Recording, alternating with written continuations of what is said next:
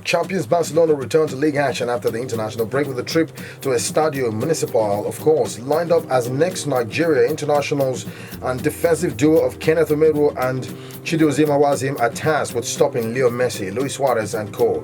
The Ghana's defender Kenneth Omeru has declared his readiness to star in this weekend's Mission Impossible as Javier Aguirre's men face the league leaders and the fifth-again five-time Ballon d'Or Leo Messi. Awazim, who is on loan at the Cucumbers from Portuguese outfit FC Porto, has made 8 appearances for the club so far. So, action this weekend. Look out for these two Nigerians that will be playing against Leo Messi over that Spanish encounter. Now, 4 of Nigeria's finest internationals have been nominated by the continent's topmost football governing body in recognition of their impressive performances for the country in the year under review. The Super Eagles quartet of Francis Ozoho, Alex Iwobi, Wilfred Ndidi, and former Nigerian international Ojo Ighalo have been named by CAF among the players to be considered for Africa's finest 11 of the year 2019. Shanghai Greenland Shenhua striker Ighalo emerged as the continent's top marksman at the 2019 Nations Cup, with his 5 goals helping him to win the Golden Boot Award and the Super Eagles to clinch another bronze medal, their 8th in history. The former Watford striker announced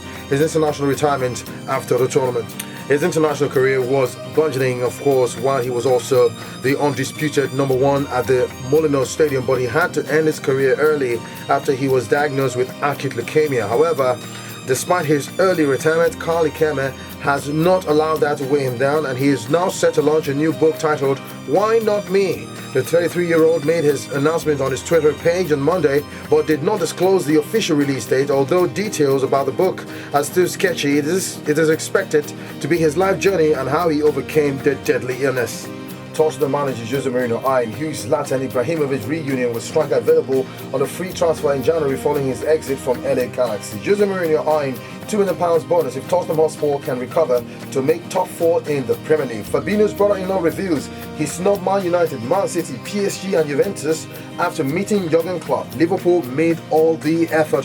We have different ways of thinking. Mauricio Pellegrini questions Jose Mourinho's playing style as West Ham boss stares up clash ahead with this weekend. Now, Atletico Madrid join race to sign Nemanja Matic as out-of-favor midfielder looks for move away from Manchester United. I always said no to them. Real Madrid star Eden Hazard reveals PSG tried to sign him from Chelsea a number of times, but the Belgian forward insists he would only return to Ligue 1 for Lille. Now, Leicester City midfielder Wilfred Ndidi dubbed the Octopus by teammates on juggling his football career with studying for a business degree.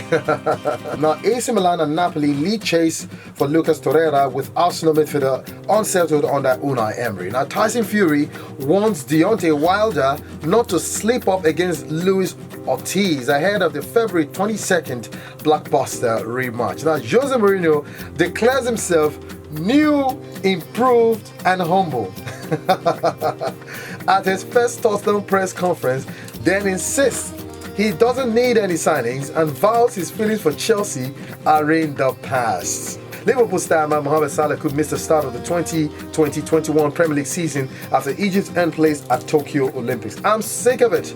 There are scars on you that you can't erase. Fiorentina's Kevin Prince Boateng pledges to create anti-racism task force in 2020. Anti-racism task force in 2020. Now, Troy Deeney hands Watford huge injury boosts with striker in line to start against Burnley in the Premier League. Now, Martin Delight has hit back at Patrick Kluivert after Dutch legend claimed the £68 million defender now wishes he had joined Barcelona instead. Now, the big talk this morning, we were supposed to run a quiz today, but when we have major issues we need to deal, we can't play around. Now, there's a clash coming on this weekend. Jose's arrival right now, managers will have to sit up. A Jurgen Klopp knows that nightmare has arrived because he knows any slip up right now, Man City just might want to pounce and take advantage. Now, the Man City we saw last season is not the Man City we're seeing this season because the defense have been having huge problems. They've had defensive issues and they've tried to, improvise by bringing some players who really do not play the natural position to handle those areas, which I feel has backfired over a couple of games, in the past, even though they tried to squeeze out a victory. Against Liverpool, it was all clear and square. We all know that Pep Guardiola has always had it very tough with Jurgen Klopp. But this weekend, Frank Lampard will be traveling to the Etihad with Chelsea.